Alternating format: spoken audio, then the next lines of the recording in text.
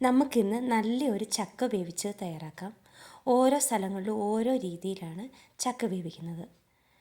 ഇടുക്കിക്കാരും കോട്ടയംകാരും ഒക്കെ ഏകദേശം ഈ ഒരു സ്റ്റൈലിലാണ് കേട്ടോ ചക്ക വേവിക്കുന്നത്. ചില സ്ഥലങ്ങളിൽ ചക്ക കഴുകുകയൊക്കെ ചെയ്യാറുണ്ട്. ഞങ്ങളങ്ങനെ ചക്ക കഴുകുകയൊന്നുമില്ല. ചക്ക വെട്ടിയടത്തി ഇങ്ങെടുത്തുകൊണ്ട് വന്ന് ഇതുപോലെ വേവിക്കുകയുള്ളൂ കേട്ടോ. അപ്പോൾ ഞാൻ ചക്കയെല്ലാം വെട്ടിയടത്തി കുരുവും ചകിണിയെല്ലാം കളഞ്ഞ് ഇതുപോലെ അരിഞ്ഞെടുത്തുകൊണ്ട് വന്നിട്ടുണ്ട്. നീളത്തിലാണ് കേട്ടോ ചക്ക അരിഞ്ഞെടുത്തിരിക്കുന്നത്. ഏത് ഷേപ്പിൽ വേണമെങ്കിലും ചക്ക അരിഞ്ഞെടുക്കാം കേട്ടോ. ഇനി ഇതിന് ഒരു അരപ്പ് തയ്യാറാക്കാം.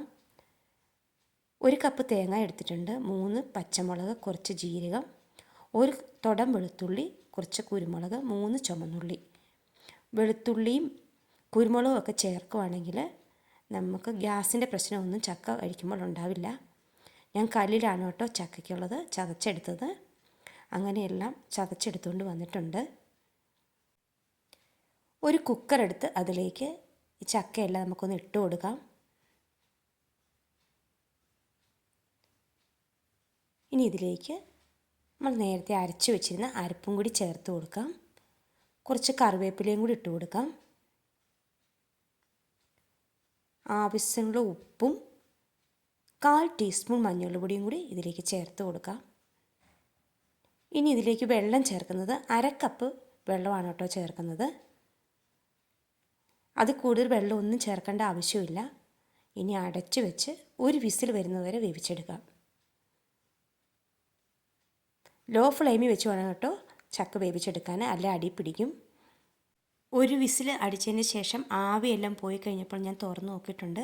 നന്നായിട്ട് വെന്ത് വന്നു. ഇനി ഇതൊന്ന് ഇളക്കിയെടുക്കാം.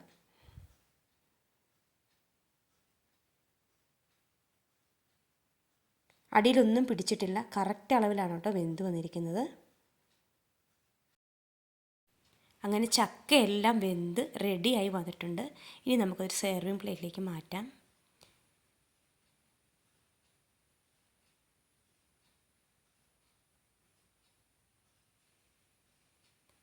ഈ ചൂട് ചക്കയുടെ പുറത്തോട്ട് കുറച്ച് വെളിച്ചെണ്ണ കൂടി ഒഴിച്ചു കൊടുക്കാം. നല്ലൊരു ടേസ്റ്റാണ് കേട്ടോ ഇങ്ങനെ വെളിച്ചെണ്ണ ഒഴിച്ച് കൊടുത്തതിന് ശേഷം ചക്ക കഴിക്കുമ്പോൾ. ഇങ്ങനെ കഴിച്ചിട്ടില്ലാത്തവരൊന്ന് കഴിച്ചു നോക്കണം കേട്ടോ. ഞാനിതിൻ്റെ കൂട്ടത്തിൽ കുറച്ച് മുളക് പൊട്ടിച്ചതാണ് കേട്ടോ കൂട്ടി കഴിക്കുന്നത്. ഇറച്ചി മീനും ഒക്കെ കൂട്ടി കഴിക്കാൻ നല്ല ടേസ്റ്റാണ്. അപ്പോൾ ഇതുപോലെ ഒന്ന് കഴിച്ചു നോക്കണം കേട്ടോ. ഇനിയും ഇതുപോലെയുള്ള നാടൻ വിഭവങ്ങളുമായി വീണ്ടും കാണാം. ലൈക്ക് ചെയ്യാനും ഷെയർ ചെയ്യാനും സബ്സ്ക്രൈബ് ചെയ്യാനും മറക്കല്ലേ.